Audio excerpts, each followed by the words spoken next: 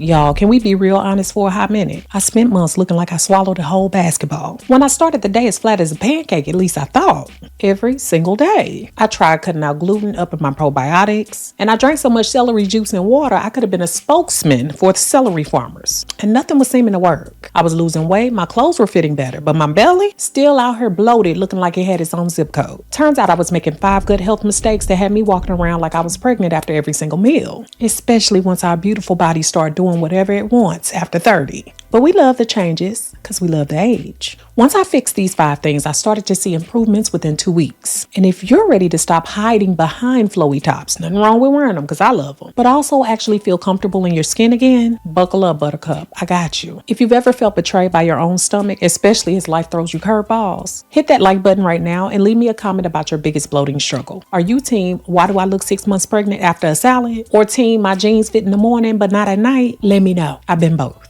And hey, y'all, I'm Dr. Nina. If you know me, what's up? If you don't, hello. I'm your mind-body transformation specialist. I'm a licensed psychologist and I understand the mind-body connection. And baby, I've been on both sides of this bloating battle. So I'm about to break it all the way down for you. Dr. Nina, the girl next door, beautiful brown baby doll. Here's the tea. Whether you're dealing with hormonal roller coasters, life stress, or just noticing that your body isn't acting right anymore, your gut health is the puppet master pulling all the strings. Your energy, your mood, your weight, and even how well you sleep. I was doing intermittent fasting 16/8, which I still do, eating clean, working out, checking all the boxes like a good little health student. But I was still walking around looking like I smuggled a watermelon under my shirt. Mistake number 1, eating too fast during my eating window. Let's set up the problem. When you're doing intermittent fasting and you're finally getting to that eating window, you're hungry.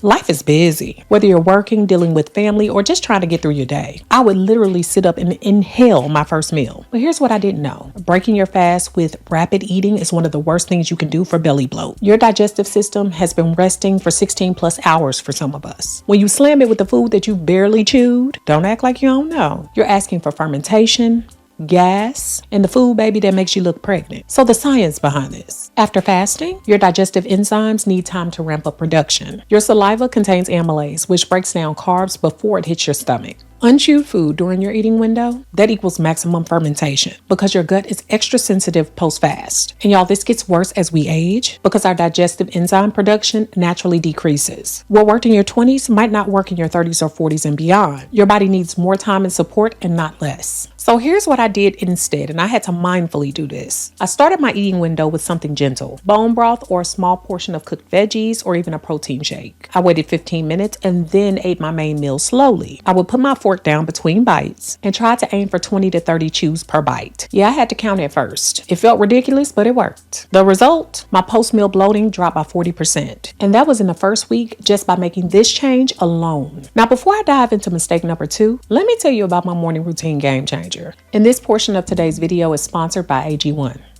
Y'all, at one time I was taking like 8 different supplements in the morning, definitely looking like I was running a pharmacy. AG1 is a clinically backed daily health drink that combines your multivitamin, pre and probiotics, superfoods, and antioxidants into one deliciously simple scoop. I'm going to remind the true day ones of the times that I was drinking AG1 like 5 years ago. Now listen, AG1 Next Gen, it delivers 5 strains of clinically studied probiotics, specifically those that support digestion and alleviate occasional bloating. Plus, AG1 Next Gen supports my energy levels throughout the day. With an enhanced B complex, there's no afternoon crash, hon. AG1 is NSF certified for sport, and they test for hundreds of contaminants to guarantee quality. For less than $3 per day, you're getting more than $7 worth of daily nutritional support. What I also loved is I got the new shaker and the canister now, so it makes every day simple to reach for it. And oh, baby, they got some new flavors too, and I'm loving the tropical and the berries, and the taste has upgraded tremendously. It has a nice fruity smell,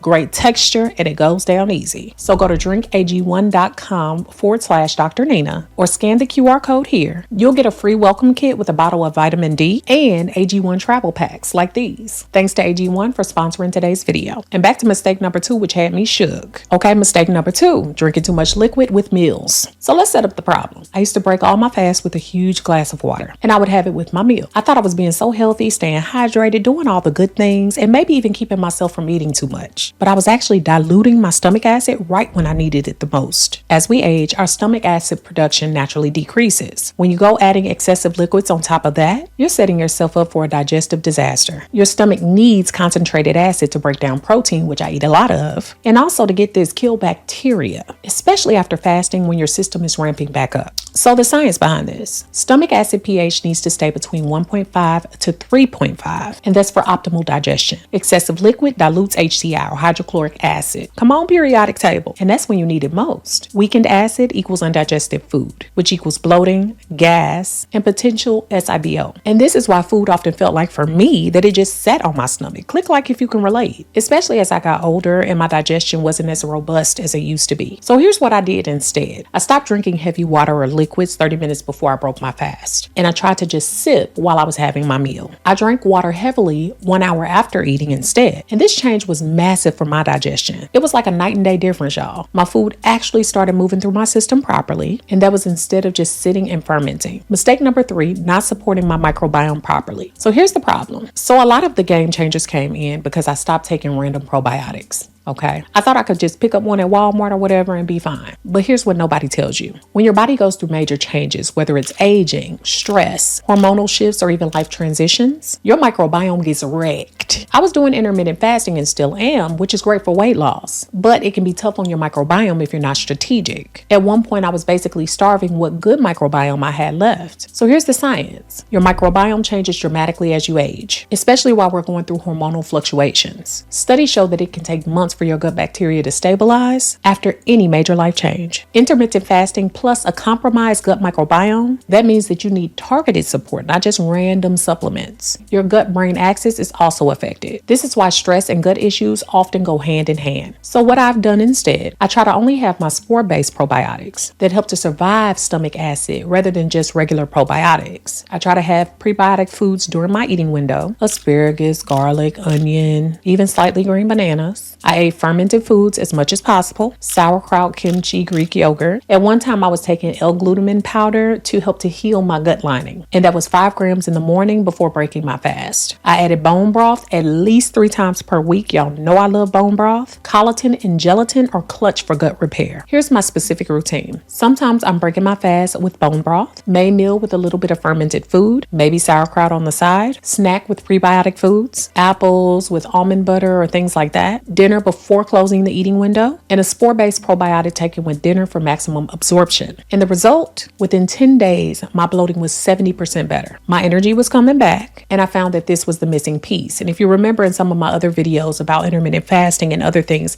this is practically that same process I've talked about. Mistake number 4, ignoring food combinations during my eating window. So here's the problem. In the beginning, I would break my fast with a massive meal: protein, carbs, fruit, everything all at once, because I was starving when I first started this again. I was a little spoiled, okay? Last year I was breastfeeding, and before that I was pregnant. So I was able to eat when I wanted, how I wanted. I naturally intermittent fasted before that. But remember, I had like 2-3 years of doing whatever I wanted to do. But different food digests at different rates. And when you're dealing with compromised digestion, whether from aging, stress, or hormonal changes, bad food combinations straight create a traffic jam in your gut. So that food, baby, I kept getting, it was literally undigested food fermenting because I was mixing things that don't digest well together. So the science: proteins need an acidic environment, and they take 3 to 4 hours to digest. Starches need an alkaline environment and take 2 to 3 hours. Fruits digest in 30 to 60 minutes. When you mix them all together, especially after fasting, your stomach gets confused about what enzymes to release. The result? Fermentation, gas, bloating, and even that pregnant look. As we age, our digestion becomes slower and less efficient. Our bodies can't handle all that food combinations like we used to, okay? It used to be cute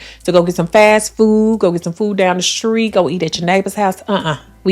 Stop. So what I did instead, with breaking my fast, start with more easily digestible foods first: bone broth or a protein shake, and wait 15 minutes. Then cooked vegetables, then proteins, and no fruit with my meals. This was huge. So my eating window strategy: lunch, protein plus non-starchy vegetables, chicken, broccoli, avocado. Snack, fruit alone on an empty stomach if I wanted, apples, berries, things like that, or with some yogurt perhaps. Dinner, protein plus veggies or starch plus veggies, but not protein plus a whole bunch of starch together, which is rewiring my whole thinking, right? So here's the combinations I avoided. Protein plus fruit, worst offender for bloating. Protein plus heavy starches. Meat plus pasta equals a digestive nightmare. Don't get it twisted though. On special occasions, we do have it. And multiple protein sources at once. And that's too much work for a compromised gut. And that's why I always recommend, even for myself, working your way up to your protein goals and levels. Don't just start by dropping yourself into 75 grams of protein per meal. So here's some of the combinations that worked. Proteins plus leafy greens plus healthy fats, starches plus veggies plus healthy fats, or fruit alone 2 hours plus after meals. The result? My after meal bloat went from looking 5 months pregnant to almost flat within 2 weeks. I didn't look abnormal after eating basically nothing. My boo Sean even noticed and was like, what did you change? You looking good. This was it. Mistake number 5, not managing stress and cortisol. And y'all, can't say this enough. The problem here though is life is stressful, especially right now. Work deadlines, family responsibilities, financial pressures, health concerns, walking outside your house, seeing people.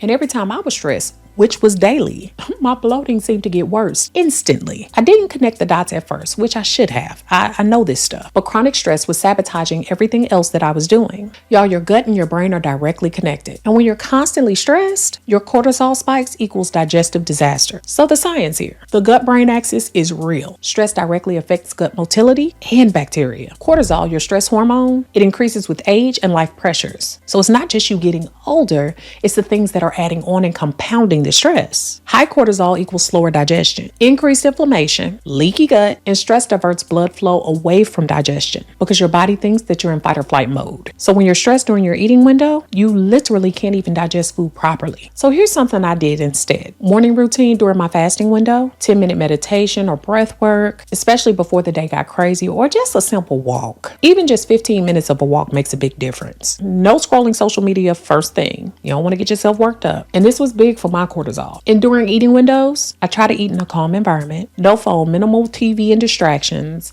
Just me, my family, and my food. Try even deep breathing before meals. I know it sounds foolish. 4 counts in, 4 counts hold, 6 counts out. This activates your parasympathetic nervous system. If life was chaotic, I would wait to eat until I would calm down. Eating while bloated made things 10 times worse. Now my evening routine, magnesium glycinate before bed that helps with sleep and digestion, Epsom salt baths twice per week, journal for 5 minutes before bed, and brain dump all the stress. And look, y'all, if you're not into journaling, even just making voice memos on your phone, I find it to be very therapeutic. The result, this was the final piece. Once I managed my stress, my gut was able to heal. My bloating practically disappeared and I felt like myself again. So let's recap the 5 mistakes that were keeping me bloated while intermittent fasting. Mistake 1, breaking my fast with the wrong approach. Eating too fast and overwhelming my digestive system. Mistake 2, drinking too much liquid with meals, diluting my already weakened stomach acid. Mistake 3, not supporting my microbiome properly. Random probiotics just weren't cutting it. Mistake 4, ignoring food combinations, creating a digestive traffic jam during my eating window. Mistake 5, not managing stress and cortisol levels, letting life chaos sabotage my gut healing. Fixing these 5 things really helped me to see results, and it probably will help you too. It's not about doing intermittent fasting perfectly. It's about doing it the way that supports your changing body. And it's okay to change, y'all. It's okay for us to get older.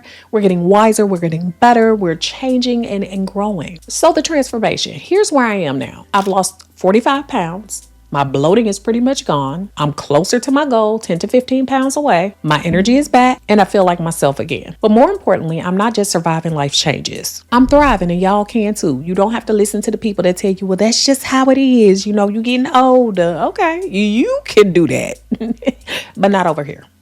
Now, y'all, if you found this helpful, do me a favor. First, subscribe if you haven't already. It's free. And do it, please, if you would like. I share real, educated lifestyle content for women who want real results and not fluff. Second, drop a comment and let me know this. What's your biggest gut health challenge right now? Are you dealing with bloating during intermittent fasting? What body changes are you navigating? I read every single comment and love interacting with y'all. And third, check out AG1 in the description, especially if you're ready to support your gut. It's been great for recovery. And if you want more no BS content like this, hit that like button so that YouTube knows to show this to more people and bring them into our community. All right, y'all, I'm Dr. Nina, Beautiful Brown Baby Doll, signing out. Peace.